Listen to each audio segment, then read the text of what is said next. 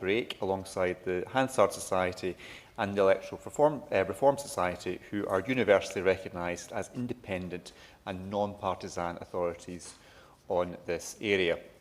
Now, whatever members' views on the proposal itself, the fact that so many people have taken the time to sign this petition demands that it is treated with seriousness and respect. This petition calls for the introduction of a mechanism that would allow the public to remove a government that no longer commands public support. The petitioner states that we voted for a party based on promises made before the general election, yet we feel none have been delivered. In fact, the opposite has happened. I could not have put it better myself. Whatever we have seen since the election from this Prime Minister is nothing but chaos. This government is making bad decisions. It is damaging our economy, it is crushing businesses, it is driving unemployment up, it is piling on debt, it is giving away sovereign territory, it is allowing our veterans to be dragged through the courts. That it's because the Prime Minister came to office with no plan for our country. There have now been at least 15 major U-turns from this Labour government, hiking taxes on working people despite promises before the election not to do so. Pensioners left freezing in their homes last winter because of the government's cruel cuts to winter fuel payments. The family farm tax, the refusal for so many months to hold a grooming gangs inquiry, welfare reforms scrapped, digital ID, waspy women left betrayed. The list goes on and on, Mrs Barker.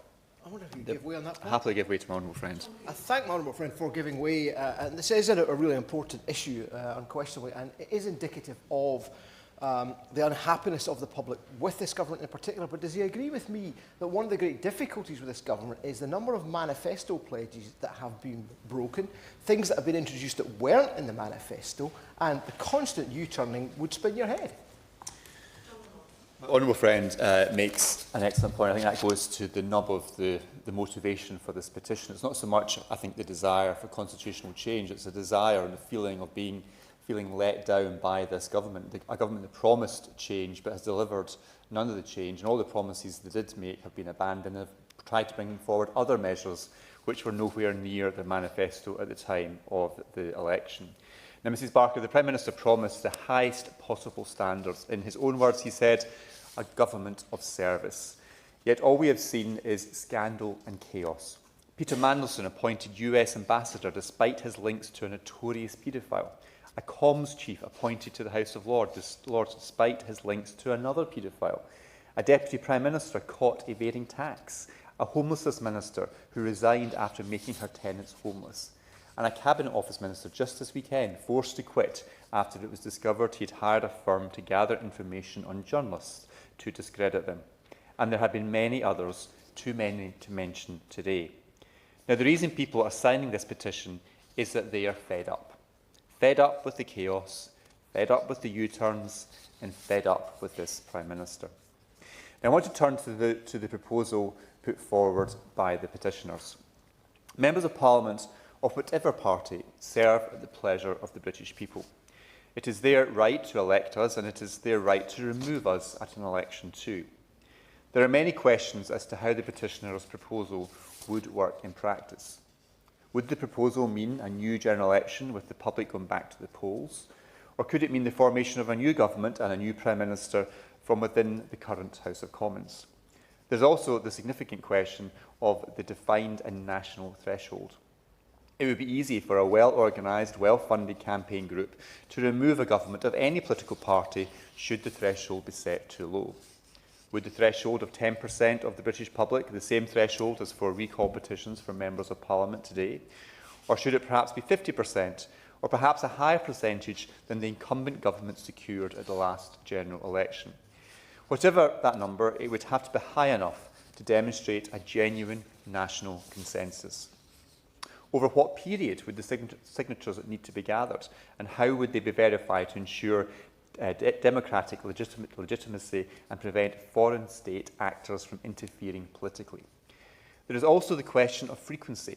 If a petition succeeded once, could another one be launched shortly thereafter? There are also important questions that would need to be answered for such a profound constitutional change. However, none of these practical concerns should blind us to the message being sent by the people who signed this petition. Mrs Barker, less than 2 months ago, I moved a debate in this chamber, again on behalf of the Petitions Committee, after more than 3 million people signed a petition calling for a general election. People are deeply angry about the performance of this government. They feel unheard. They are sick and tired of the constant mistakes being made by the Prime Minister and his ministers almost every day. Rather than Labour MPs focusing on making our country better, it seems their energies are being consumed by leadership speculation and political survival. Of course, the easiest way to remove this government almost immediately would be through a vote of no confidence in the House of Commons by MPs. Having the confidence of the House of Commons is central to any government's authority. Governments that lose a confidence vote in the past have either resigned in favour of an alternative government, or the Prime Minister has requested a dissolution from the monarch, triggering a general election. But we don't necessarily need new legislation. Labour MPs know the message that their constituents are sending them. They know how deeply unpopular the Prime Minister is. They no longer want him to be in charge. As the Leader of the Opposition has said on several occasions, Labour MPs have an opportunity to join with the Conservatives and remove this failing Prime Minister from office by uniting on a vote of no confidence, because that is what would be in the best interests of this country. After all of Labour's pre-election promises, it is no wonder that people are feeling fed up. They feel utterly betrayed. That's why it is important that today members across the chamber listen to the message that the petitioners are sending. The Prime Minister and this government have run out of road. The sooner we see the back of them, it will be the better for our country. Thank you, Mrs Barker. The question is that this House has considered E-petition 734311 relating to the public being given a right to a vote of no confidence. I call Lib Dem spokesperson Sarah Gibson. Thank you, Madam Chair, and Ms Barker, it's a pleasure to serve under your chairship. And I thank the Petitions Committee for this important debate and to the 120,000 people across the country who signed the petition. I know from speaking to my own constituents, from Lynham to Corsham, that people feel frustrated, unheard and disappointed. People expect governments to keep promises and to deliver, even if they did not vote for the political party that assumes office, as the Honourable Member has mentioned. People are crying out for action on the cost of living, the NHS, not endless Westminster soap operas. Unfortunately, like his countless Conservative predecessors in years gone by, I have to agree with the Honourable Member that the Prime Minister seems distracted by his own survival, leaving the rest of us to pay the price. The question today is not simply about constitutional mechanisms, but about the feeling that this government is not delivering. Across the United Kingdom, families are struggling with the cost of living crisis. Access to the NHS, healthcare remains an uphill struggle. Businesses, particularly in rural areas like Wiltshire, are not being supported to grow. This petition is about a lack of trust. And the government's official response to this position and its ongoing failure to deliver does little to restore the faith of anyone who has asked us to be here today. Thank you, Madam Chair. Opposition spokesperson Mike Wood. Thank you, Mrs Barker, and let me begin by also thanking the more than 120,000 people across the United Kingdom who have signed this petition that's led to today's debate, and also joining my honourable friend in acknowledging the many organisations that have engaged constructively with this issue, many of which have already been named: Unlock Democracy and its Chief Executive, our former member of this House, Tom Brake, the Hansard Society and the Electoral Reform Society, and many others that have worked on an independent basis to review our constitutional arrangements. Now, members will clearly have different views on this proposal, varying with their views on the effectiveness of this government. But the number of signatures really does demand that we treat this petition with the utmost seriousness and respect. The petition understandably calls for a further mechanism that would allow the public to remove a government that no longer commands public confidence. My honourable friend read out an excerpt from their petition where they say that they feel that they have seen the opposite of what the government promised before the election. And of course, many people across the country, in all of our constituencies, will recognise that sentiment. The government does seem to have lurched from error to error, from crisis to crisis, and decisions that have been made have damaged the economy, they've undermined business, they've driven up unemployment, they've increased debt and left communities and public services struggling. But above all, I think they have really hit people's confidence in government, having been promised so much and seen so little delivered. Whether that's veterans being dragged through the courts or sovereign territory being conceded, the public can see that it is not getting what it expected. Indeed, it's not getting what the government said in some cases only months ago, before those 15 major U-turns. Commitments made before the election had been abandoned, whether the promise of no taxes on rising people, which had been broken, pensioners left struggling after winter fuel payments, and the many others that my honourable friend has raised in his opening speech.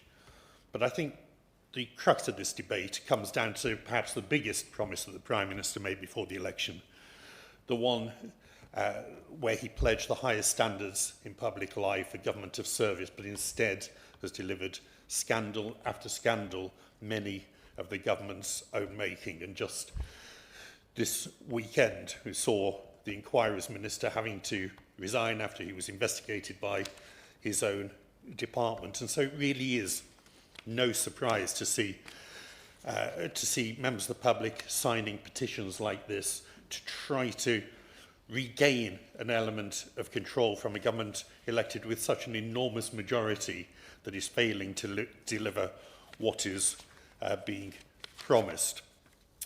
But whilst the public frustration is clear and understandable, we must look carefully at the proposal itself. We must be careful that any new mechanism must work in all circumstances. The previous government, of course, did introduce a recall mechanism for those members of Parliament who had been found guilty of certain either criminal offences or serious breaches of the standards of this House. It allowed their constituents to decide whether they wanted those members of Parliament to continue. And I'm not necessarily against looking at whether that principle can be expanded to a national level, but we'd have to think very carefully as to how that can be done. We certainly want our political systems to be more responsive to the electorate, but we need to be very careful how that can be done within a parliamentary rather than presidential election system, as exists in many of those countries that do have the ability for public to trigger elections or recall at a central level, because it is the electorate who choose us, and it is the electorate who remove each of us if they wish at a general election.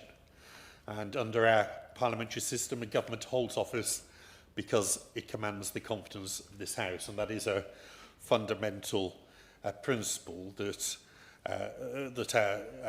our system and our democracy relies on, as the Cabinet Manual explicitly states. So a government's authority flows from its ability to command the confidence of the elected House of Confidence. And so, as my honourable friend said in opening, that confidence can be tested at any time through a vote of confidence, or of course a vote of no confidence.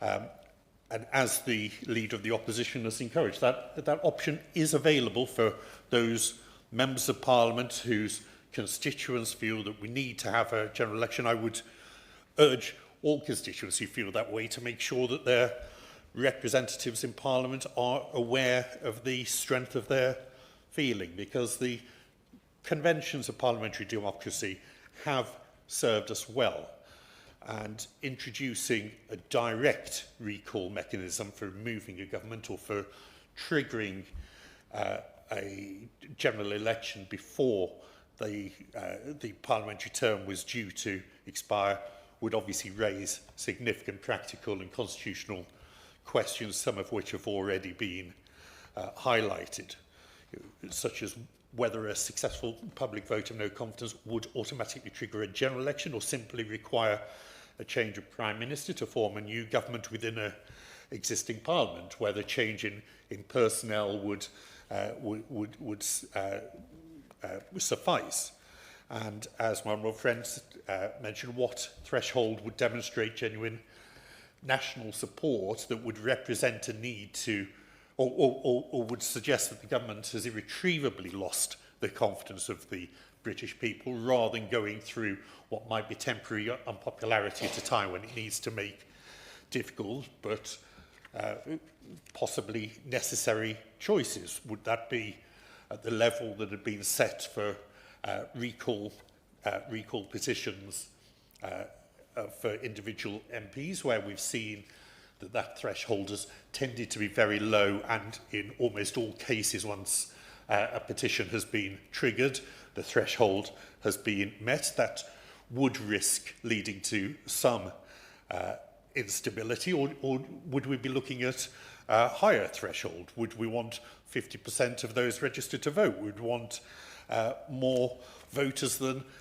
perhaps a government secured at the previous general election? Because, as has already been mentioned, if the threshold was too low, the risk is that well-funded groups could repeatedly attempt to destabilise any government of any political party, and of course the risk of that including perhaps outside actors with their own motives would be something that I think anybody would have to seriously consider before making constitutional changes of this significance.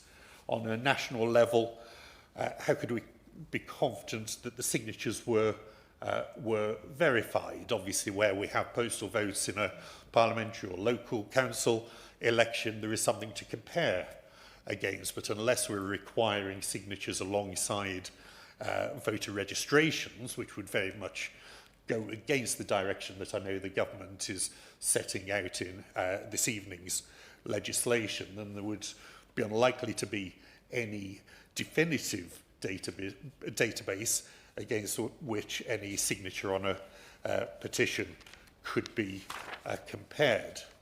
And how could we prevent petitions from being launched back-to-back, creating permanent instability? I mean, these are some of the questions that might be asked that I don't think are minor details. They really are fundamental before we should be looking at major constitutional change, because we have seen the consequences of poorly considered constitutional reform in the past. I mean, we saw unintended consequences from the Fixed Term Parliaments Act, which was obviously introduced with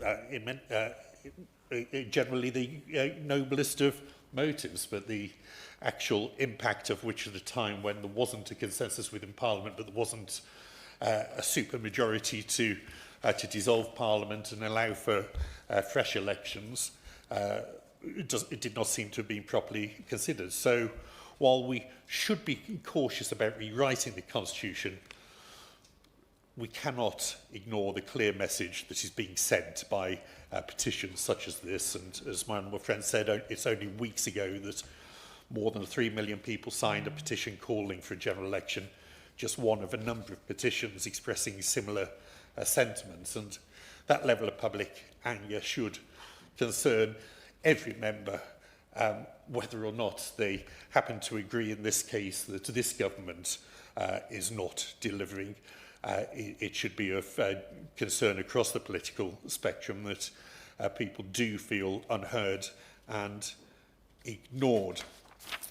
And so I would urge, as I have said, those who have signed this petition and others seeking an early election to make sure that their representatives are aware of their view and encouraging them, if appropriate, to pursue that constitutional route, because governments that lose the confidence of the House have historically either resigned or sought a general election, and governments where a majority of their members have constituents who have lost confidence in the government, I don't think can continue for too long. So, Mrs. Barker, after the promises made at the last election, it is no wonder that so many of our electors feel let down, and that's why today's debate matters. It sends a clear signal from the public to Parliament, and the message is simple.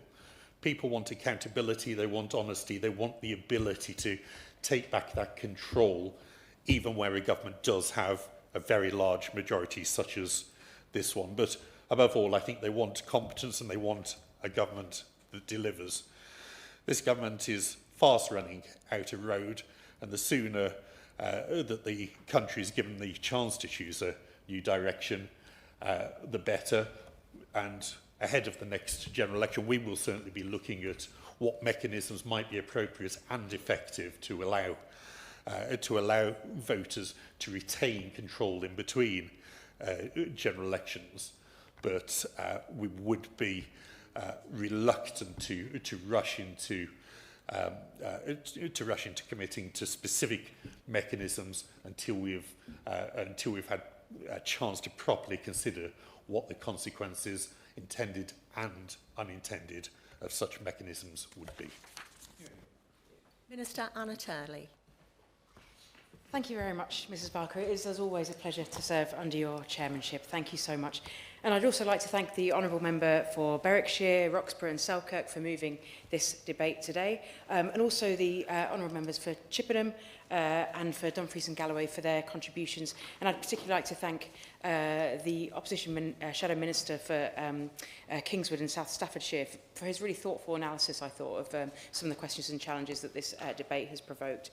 The Honourable Member has brought this debate forward on behalf of thousands of signatories of the E-petition, asking for the public to be granted the right to a vote of no confidence in the government.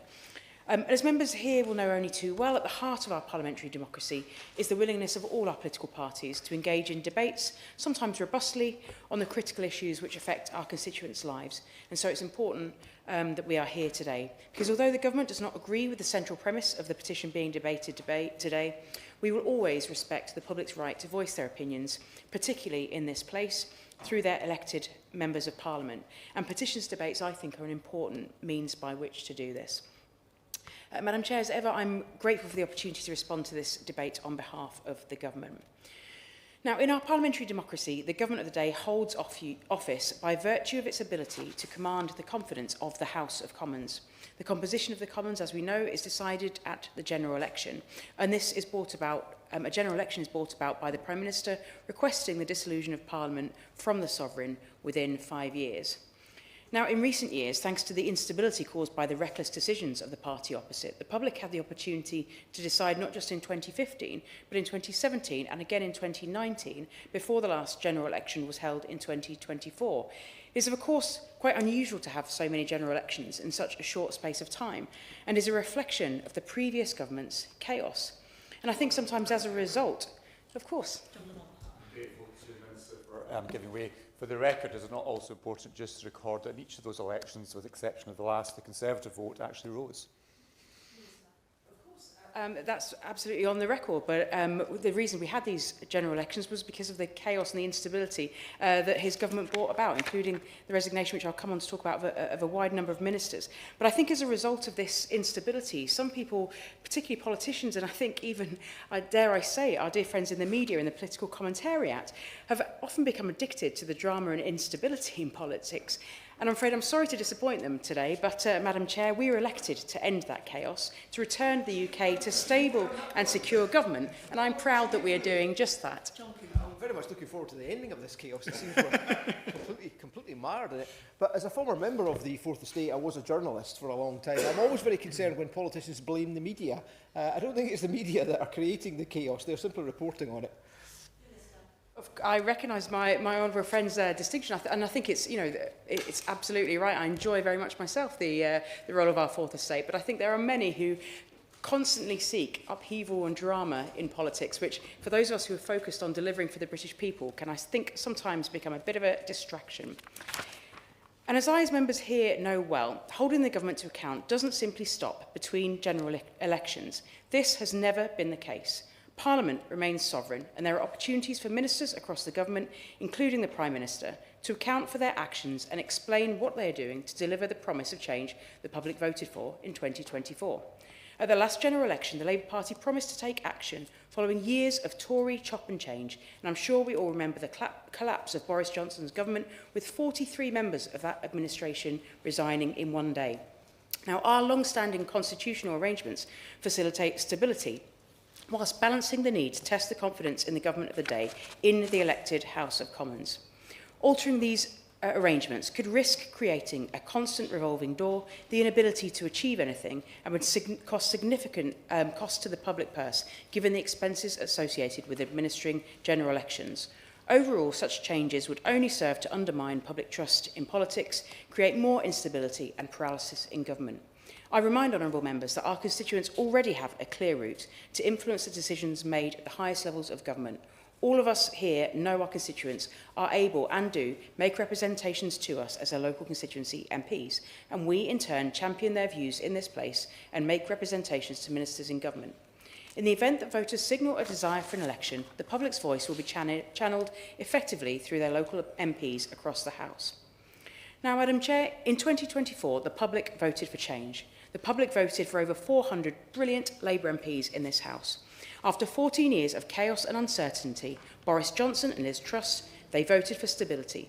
Introducing a right for the public to have a vote of no confidence could undermine our parliamentary democracy, the duty and responsibility, indeed the primacy of this place, and could weaken the government of the day's ability to deliver its mandate. Now, those who signed this petition have said they feel the promises, and this has been referred to by honourable members in this place, they feel the promises we made to them at the last general election have not yet been delivered. Now, we all recognise that change takes time, but with every month and every pay packet that passes, I know that people will feel that change more and more. I'm extremely proud of the positive changes the Labour government has brought about since the last general election, and given the reference that's been made to manifesto pledges, I thought I'd give the honourable members opposite some good news to share with their constituents who have been questioning this about the many manifesto pledges that we have already delivered. For example, our landmark Employment Rights Act, which brings better maternity and paternity rights, an end to fire and rehire, and an end to exploitative zero-hours contracts, a manifesto promise delivered. An increase in the national minimum wage, rising to £12.71 next month, a sign that wages are up more so far under this government than under 10 years of the party opposite. A manifesto pledge delivered. The Border Security Command to crack down on criminal gangs. The manifesto promise delivered. The ending of the exemption of private school fees from VAT to enable investments that we're seeing every day in breakfast clubs so every child can start school ready to learn. A manifesto pledge delivered. The Strategic Defence Review and our plans to spend 2.5% of gross national income on defence to keep our country safe. A manifesto pledge delivered. The National Wealth Fund to support investment in our infrastructure across the country. I will. I think the Minister begin the way. Just to be clear, can she confirm that the government will not be spending 2.5% on defence this year? Sorry, the manifesto pledge that we are implementing. Thank you for the clarity. The National Wealth Fund to support investment in our national infrastructure across the country delivered. Great British Energy to support the delivery of clean power by 2030 and the creation of well-paid jobs in the industries of the future delivered. Great British Railways, bringing our railways back into public ownership, rebuilding trust in this vital public service, delivered. And the delivery of more than 5 million additional NHS appointments to bring down the record high waiting lists we inherited from the previous government. This is a whole raft of our manifesto pledges that we are delivering, and alongside these pledges we're seeing 500,000 children lifted out of poverty. We're seeing breakfast clubs across the country. We're seeing wider access to free school meals for families on universal credit, uniform costs capped, prescriptions frozen, rail fares frozen, and energy bills coming down. So this is a sign that we are delivering on our manifesto. There's so much more we can do, and that we will deliver before the general election. Now, Madam Chair, in summary, the introduction of a vote of no confidence by the public, we fear, would undermine the stability and the effectiveness of the government of the day in delivering the manifesto commitments that I've just set out. It would also undermine the primacy of this place, the cradle of democracy, by confusing the clear lines of accountability that general elections provide. The public's right to remove and replace the government of the day is already a key part of our democratic system and is undertaken freely and fairly after a parliament is dissolved for a general election. This is the historic and sovereign democratic system of the British people. For this reason, and the other reasons I've already set out, this is why the government cannot support this petition. This Labour government is focused on delivering the change the country voted for at the last general election. We will continue to listen to the public's views and deliver, as I've demonstrated, on the promises we made to them in our manifesto to end the 14 years of chaos and decline and to build a better Britain. John Lamont to wind up. Mrs Barker, I hadn't anticipated having an hour to fill for my...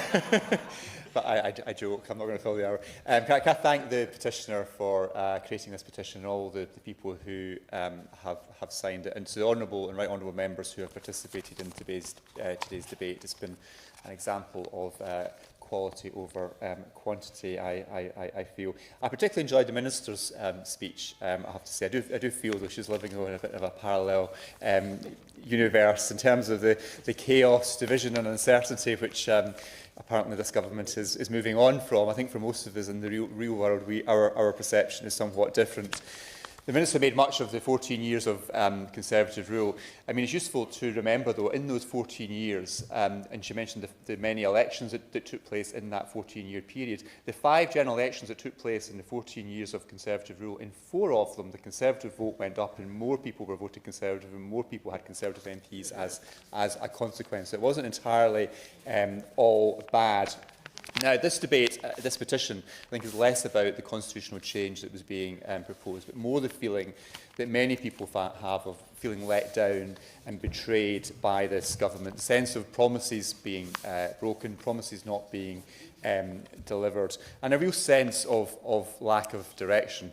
I think we all heard the Minister's account of all the things that have been achieved, apparently, during the time of Labour's time in office. But in many ways, that is part of the problem, this feeling that the government feels people should be grateful. People should feel that they're feeling best. But the reality out there in the real world is they don't feel any better. They feel things are getting worse. Unemployment is up, debt's going up, people are waiting longer for NHS appointments. People feel very let down. And I think this debate has been an opportunity to reflect on that. And I hope the petitioner and everybody who's been watching this debate has had the opportunity to listen to both sides of that debate. Thank you, Mrs Barker. The question is that this House has considered E-petition 734311 relating to the public being given a right to a vote of no confidence. As many are of that opinion say aye. Of the contrary, no. I think the ayes have it. The ayes have it. Order, order. This sitting is now suspended until 6 p.m.